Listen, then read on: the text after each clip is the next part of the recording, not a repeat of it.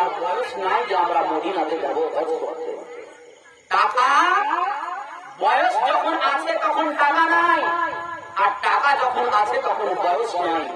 এটাই আমাদের গ্রামগঞ্জের মানুষের একটা পরিণতি দাঁড়িয়ে রয়েছে। দেখি খোরাসান শহরের মধ্যে আপনার একটা মানুষ বসবাস, তার বেটাকে একদিন বলছে, বেটা না জানি জীবনের ভরসা আছে কিনা, আছে চল একবার মদিনাতে যাই হজ করার জন্য। এরা বাপ বেটাতে হজ করার জন্য বাড়ি থেকে বাইরে হয়ে গেল। ওই সময়তে আপনার কোনো গাড়ি ছিল না, রেল লাইন ছিল না, মেট্রো ছিল না, আপনার পুরো জাহাজও ছিল না। ওই সময়তে পায়ে হেঁটে কিংবা ঘোড়ার টুকু সবার হয়ে ওই খোরাসান শহর থেকে তারা রওনা দিয়ে দিল, গাড়ি দিয়ে দিল মক্কাতে আপনার হজ করার জন্য। সবাই নেমে বাপেরা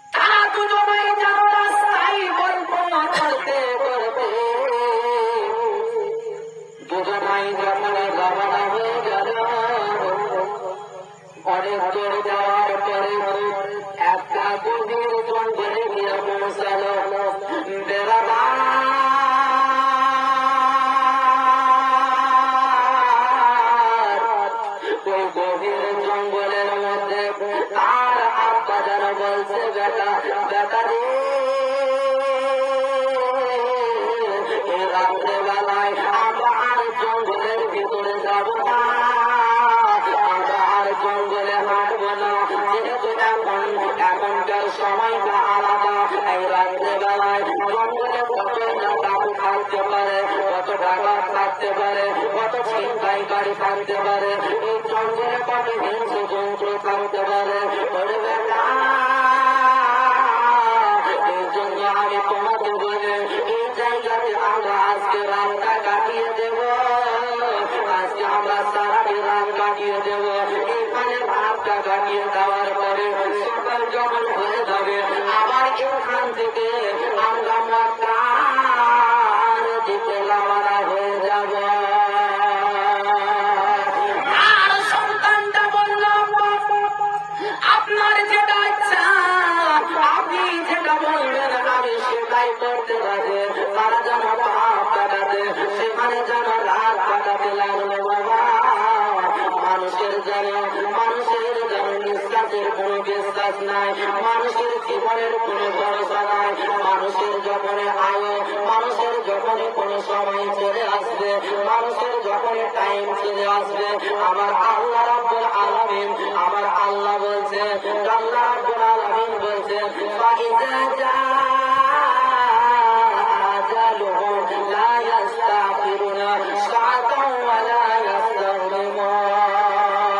যখন কোন মওতের সময় তোমার কাছে চলে আসবে, মৃত্যুর সময় চলে আসবে, এক সেকেন্ড আগেও নয়, এক সেকেন্ড পরেও নয়, আল্লাহ একেবারে নির্ধারিত সময় তোমার কাছে মওতটাকে যেন পাঠিয়ে দেবে।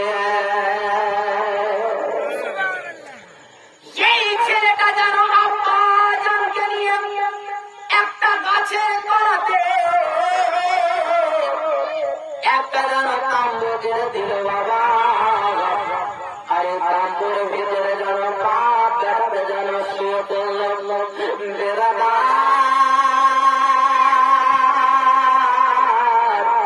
এই ছেলেটা যেন দেখলো একেবারে রাত্রেবেলায়, একেবারে রাত্রেবেলায় তার আব্বাটা যেন ছটফট করে, তার আব্বার যেন শরীরটা যেন খারাপ হয়ে গেল। আব্বা যেন ছেলেটাকে বলছে, বেটা বেটা রে,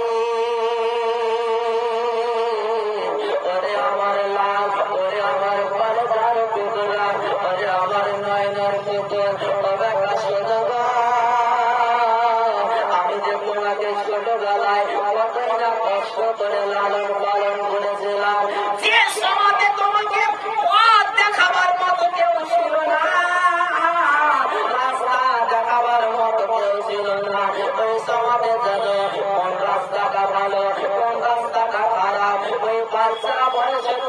আমল তোমাকে ধরে আমি তোমার বাপ তোমাকে যেন সঠিক রাস্তায় পরিচালিত করেছিলাম, সঠিক রাস্তায় তোমাকে চালিয়েছিলাম।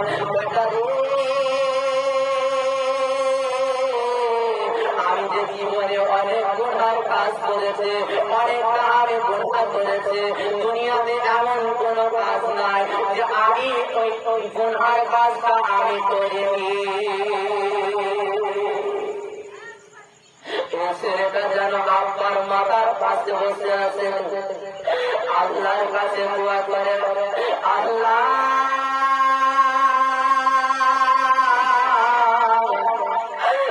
আমার আল্লাহ এই গভীর জঙ্গলের মধ্যে আমার আব্বা ছাড়া আর কেউ নাই, আল্লাহ গো আজকে গভীর জঙ্গলে আমার আব্বা আজকে মৃত্যু মুখে শায়িত হয়ে আছে, আজকে আমার আব্বার শরীরটা খারাপ হয়ে গেছে। আল্লাহ এই গভীর জঙ্গলে কোনো ডাক্তার নাই, কোনো কবিরাজ নাই, কোনো তাবিজ নাই, আল্লাহ আমি পাবন করে আমার আব্বার শরীরটা ভালো করব, আমার আব্বার শরীরটা ভালো হবে। এই চিন্তা করে ছেলেটা যেন বসে আছে, তার আব্বা যেন হঠাৎ করে একেবারে আকাশের দিকে তাকিয়ে তার পলকটা যেন নিচে দিকে যেমন নেমে গেল। তার আব্বা যেন ছেলের চেহারার দিকে তাকিয়ে আছে, আর আব্বা যেন ছেলের চেহারার দিকে তাকিয়ে তাকিয়ে একেবারে সঙ্গে সঙ্গে তার আব্বার প্রাণ পাখিটা যেন উড়ে গেল। এই গভীর জঙ্গলে ছেলেটা কি করবে? কেউ যেন সাহায্য করার কোনো মানুষ নাই। কেমন করে আব্বাকে কাফন দাফন করবে? আব্বার জানাজার নামাজ কে পড়বে? আব্বাকে দাফন কেমন করে করবে? এই চিন্তার মাথায় নিয়ে যেন ছেলেটা বসে আছে, আব্বাকে যেন একটা চাদরের মধ্যে মুখটাকে ঢেকে দিল। আমার সোনা বাড়ি গেরা যখনই ওই ছেলেটা যেন তার আব্বার চেহারা থেকে কাপড়টাকে যেমনই হটিয়ে দিয়েছে, তার ছেলেটা দেখছে আমার আব্বার চেহারাটা যেন একেবারে গাধার মতো তার চেহারাটা হয়ে গেছে।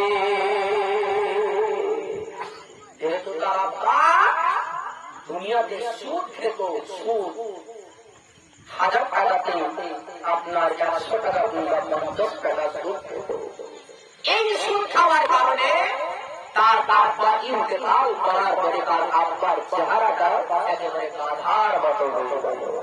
সামান্য এই ছেলেটা যেন